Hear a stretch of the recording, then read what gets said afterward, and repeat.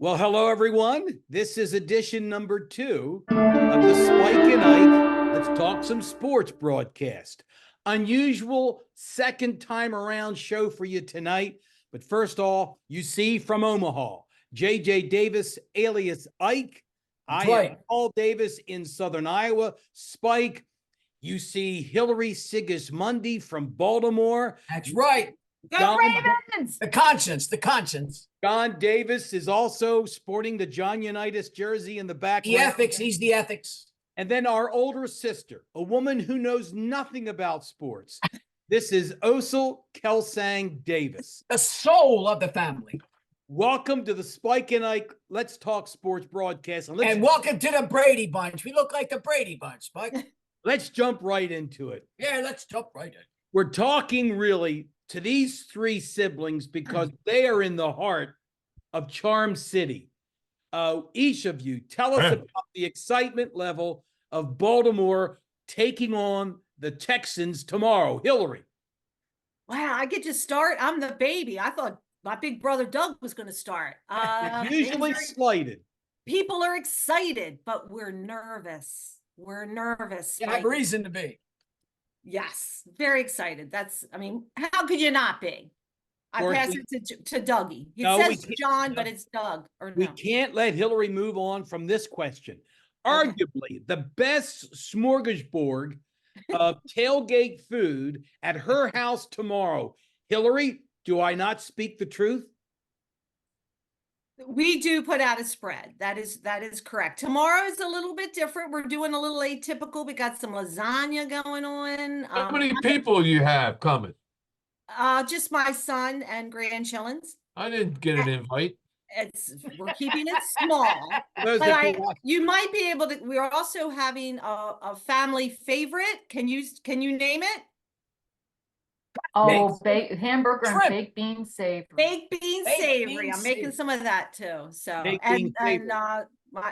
bringing wings. We gotta have wings, and we have the sleazy cheesy, the standards, chips and dip. And Hilary, give viewers an idea of where you live exactly, kind of what neighborhood. So I live in Northeast Baltimore in the area of Hamilton. Been here 30 years. Within walking distance of Morgan State University, right, very close to the Beltway. You can hop on the tunnels too. And then we now move to the oldest of this clan. There were 5 of us that grew up in Lochraven Village. JD, you are about the community of Baltimore like nobody I know. Lots of friends. Lexington Market half the day yesterday when you were supposed to be working. Aren't you going to the game tomorrow? I am going. I rest my case, and he was giving me crap for not inviting him over. How did you counts? How did you score those tickets, and where? Hold on a minute. Hey, babe, would you mind bringing that hat up here, please? We're in the middle of a broadcast. How I'm going is a guy I played Little League football with. Let me see. Don't pick your nose on the broadcast. You're aiming around the world. My first Little League picture. Oh, Go back, JD. Pull it back. Go back. This is in Baltimore. And we will not. Tom Murray. And you're going with him to the game tomorrow. Yeah. John Douglas Davis, our older We've brother. been friends throughout the years. JD. Look at me. Former board chair. I'm going. So Murray has PSLs. Okay. I've never paid for a ticket. Well, JD. Murray calls me up a couple times a year and says, "You want to go to a game? Where are the seats? Do you know? 50-yard line, visitor side. I don't believe it. I do not believe it. I believe it. He's Mr. Baltimore, for God's sakes. Oh my gosh, he's brought. Oh God, he looks like the shaman. Osel, this is a segue to Osel. Osel, what about the weather tomorrow in Baltimore? Well, hold on a minute. 4:15. Let me finish the story. Well, I was told that it's going to be 22 degrees. At 4:30. I read. What's going to happen when the sun goes down? Around 5:30. Yeah, is that right? Is it sundown at 5:30 these days? And so Murray calls me up, and he says, a month and a half ago, and he says, "I think the Ravens are going to." I was answering the question. Okay. All right. And he says, I think the Ravens are, this is like at the end of November. He said, I think the Ravens are going to go to the playoffs. He said, I can score 2 tickets, but they cost. Do you want to go? And I said, I'll go. The wife is I not. bought a ticket. He bought a ticket. Tomorrow, I'm going to meet him at 2:00, and we're going to go down. He's got parking, all that, and we're going to mooch. I know so many people. I run into a lot of people down there. So does he, and they give us food. Can you share with our YouTube audience? Now, we know that your wife is very good with money. She doesn't approve of a lot of over-the-top expenditures. How many bills are you forking out to go enjoy the Ravens game tomorrow? $265. $265. And there was a report today. They're the lowest price tickets of all the NFL. Yeah. Thank you, Hillary. I thought they were going to be higher. Yeah.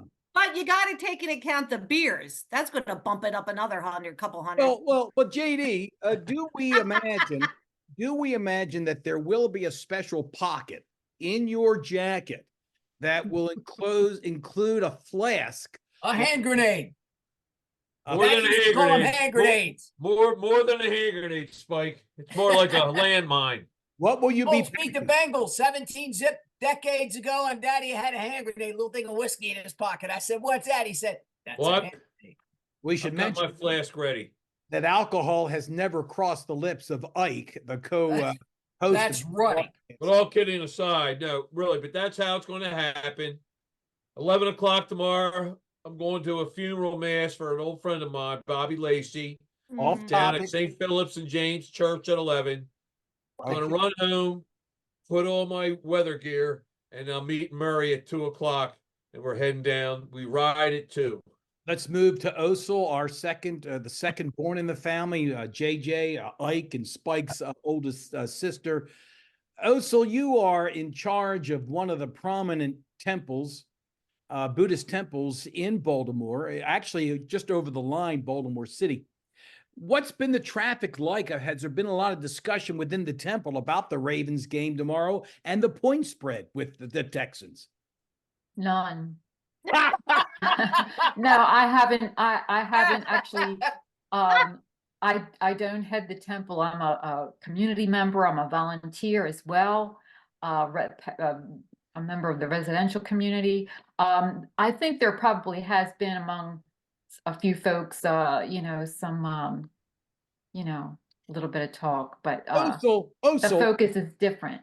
If JD called you tonight and scored another ticket to go see that game tomorrow, would you go?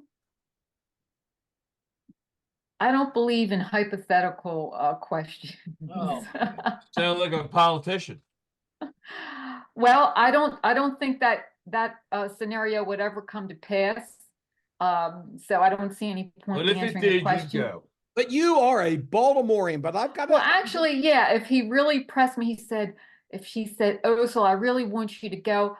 Yeah, I'd go. I'd probably pack some dark chocolate. That would be my hand that'll grenade. keep you warm. Maybe some milk chocolate. Well, I do need to. Yeah, I'm going to have to throw you under the bus. oh, We were setting up the Zoom just a few minutes ago, and Osel was the first to join the broadcast, Hill. You know what she says to me? She says, what? Paul, I thought the Ravens had already secured a spot in the Super Bowl. And I had to clarify that no, they had a bye last week because of their record. I'm not trying to put her down. I'm just. That's a good segue. That's a good segue. The bye concern. Those buys. Oh, well, let's go to the man who has forgotten more sports than most people have ever learned. Ike, that's the big fundamental question. It bit the Ravens several years ago in the playoffs.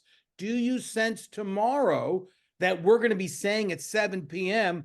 they were rusty, they weren't ready to play, they took things for granted, the 2-week layoff hurt them? What say you? Well, the perfect example is last week, the Cowboys. They didn't have a bye. You know, you talk to various coaches. JD is one. He's a high school coach in Baltimore. Some coaches will tell you it helps because of injuries, blah, blah, blah. Other coaches will tell you we'd rather keep playing because everything is in sync. The timing, it's all there. So I really don't know, but I can just tell you what I've told you before. Lamar Jackson's career stats, as far as I'm concerned, you can rush for over 5,000 yards. You can win an MVP. You're the MVP candidate this year. It doesn't matter. It starts for him again tomorrow. Let's see what he does tomorrow. Well, I would just like to ask you to put your memory hats on. John Elway. But in the end, how many did he win? How many did he lose before he came up with a couple? Well, let's see. Jamie. Well, Osel, during the broadcast. What about Walter Payton? I'm not Payton. Peyton Manning. They're all different. They're all different. But I'm saying, but let's see what Baltimoreans happens don't want to tomorrow. hear that. Baltimoreans don't want to hear that. No, they don't. No, they don't. Osel, could you dig out that quote from a reputable newspaper in Washington, D.C. that you just read to me? I liked what it said. Well, I was impressed by the statement. It was brevity. It was very to the point and really stood out. It said there are fewer faster than Lamar Jackson and even less that can outthink him. And I ask you, do you think now, what is he, 4 years, 5 years in the league? 6. Is he smarter now? He's his own agent. I find that very impressive. He is his own agent, and he should be smarter. I think he has matured. But I have a concern around him getting a little cocky. I read something.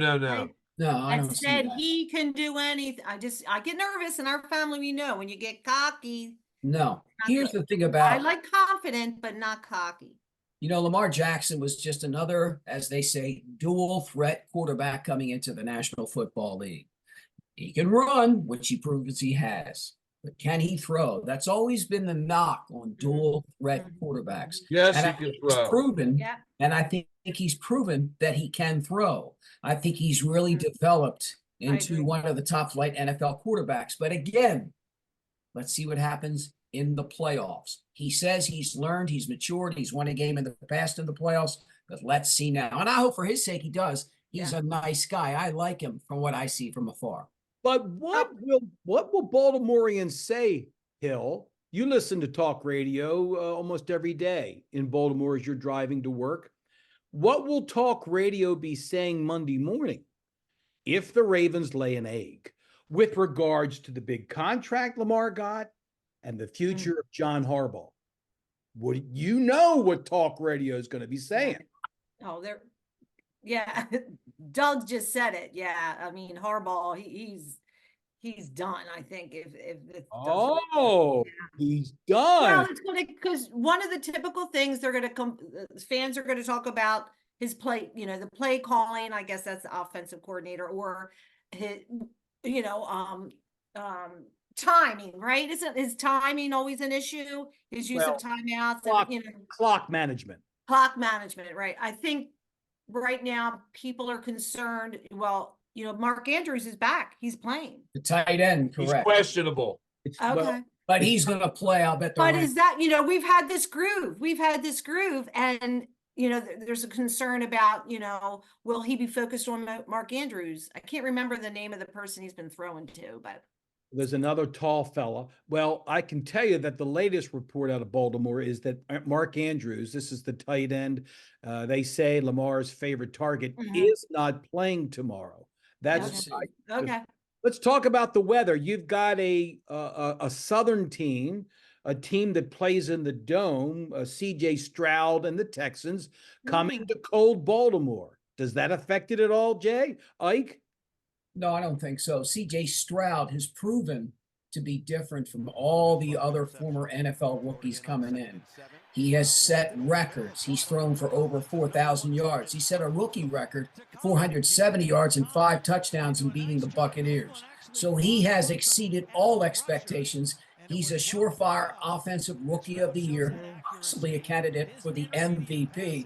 I don't think that's going to matter to him. He's proven his worth already. He's proven he can handle being an NFL quarterback at some of the highest levels. I think I of do. Dan Marino at the game.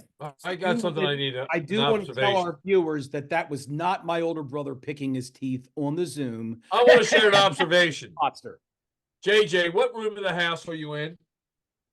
Oh, JD, I'm not one of those that has to look good. I don't need makeup. What room are I'm you in the in? basement. I call this the cave. I look like a ghost. It's okay. I was just going to say that is the cleanest room I have ever seen. Well, you'd have to thank my wife. She's the cleanest person Friday. I know. She's Right. the champ. And I like your jersey, number 19, JD. Logan got that for me. That's awesome. Old John. Don't pick your teeth on the broadcast. Regards to Fine. Joan, Jay. All right, I will. I do need to mention, and we're going to hurt. Come on, brother. Sorry. He is John Welcome Davis. to our life. That's Welcome right. to our family. Right. But we're I- not that polished. See, that's what's good about this, Spike. Don't worry about it. Ike, I do want to say I think people are concerned about the defense because of all the passing, the momentum that they have. The Texans Well, the have. DB, who's that DB that's out tomorrow? He's one of the better ones. Humphrey. Humphrey's out. Marlon. He's playing. I don't know. The thing I would like to say is I was uncomfortable 3 weeks ago. The Ravens, if you look at their losses, and each of those losses, except for the last Pittsburgh game, they were leading midway third quarter and didn't know how to put the teams away. Mhm. But all of a sudden, they had that run where they beat the Dolphins and the 49ers, and all of a sudden, everybody was doing what Osel did, punching their ticket straight to the Super Bowl, and that has been concerned for me. Mhm. That's why they play the games. But I do need to mention that Ike, several days ago, your sister Hilary confided in me as she looked at our first edition of the Spike and Ike broadcast show that she felt like your backdrop overshadowed. She doesn't like what I got going on here. She liked what you've got. So I'm getting some artists to come in and I'm going to recreate this. Okay. I think Doug's background is really sharp. I love JD's. It's very Well, Jackson is right now is the fourth highest rated quarterback in the league. What are you looking at your He stats? has JD? earned, he's got a passer rating grade of 74%. He's looking at the stats, Paul. Okay. So there you go. No, I'm not JJ. The other JD, thing you're a to worry coach. All that doesn't matter. It's what matters tomorrow. You JD. know about- the Ravens also have a hell of a pass rush. They do. well, but I would like to echo what I think our father, John Davis Sr., who's been dead 20 years. Rest in peace. The man who the night that Joe Namath upset the Colts in the Super Bowl, the man who sobbed in our club basement, I cried in the basement and went outside. turned off the television and eventually took his shoe off and threw it at the television. I think our father would say that the secret tomorrow, and I believe what he said would be true, run the ball down their throats, pound the running game, and it opens up the passing game. Spike, it's proven in NFL history, come playoff time, you got to run the ball. Tell him, JD. Got to run the rock. You got to run the rock. That's really going to do it. We should mention to the audience that you've got tomorrow in the NFC, you got the Packers at 49ers. You've got the Bucks at the Lions. Oh my gosh, all of Detroit is so thrilled about the Lions. Amen. And Saturday, you got the Texans and Ravens. Now that's a That's 4:30 kickoff on ESPN. And the Chiefs and the Bills on Sunday at 6:30 up in Buffalo. It's a marquee game. And the Marquee game. Ravens get the winner of that game. Who would you rather? Mahomes and the Chiefs or the Bills, man? Mm. I say let's take this weekend. One game at a time, Spike. Yeah, Oh, I like that. done. One game at What a was the time. last time, Paul? What was Huh? the last time you went to a Ravens football game and who were they playing? It was a year ago, I think, with my brother JD, who's on JD! It was September of last year. and the Ravens were losing with 3 minutes to go on the clock remember hearing against the Chiefs. And the story is there was a fan in front of us at Ravens MT Bank Stadium who was whining the whole game. Mr. Negative. Mr. Negative. And he was sitting right in front of us. And I said to him, okay, buddy, I'll bet you $25 the Ravens come back and win this game. JD, do I speak a true story? And one of the running backs for the Chiefs fumbled at their own 40-yard line, and the Ravens took it in and won. The guy in front of me turns around and says, here's your money. It's the best bet I ever lost. Ah, And that, they say, is history. I want to thank Hilary, Osel, JD, and Ike for joining us on the second edition of Spike and Ike Talk Sports. Let the best teams win this weekend. God bless All them. right. I want to change the subject for a second. The broadcast is over. love Talk- y'all. Talk to me Love you. about caucus night. Caucus night is politics. We'll leave that alone. All right, everybody. Thanks for listening. Go Colts! Go Colts! Here Baltimore we go. Colts! Good night, everybody.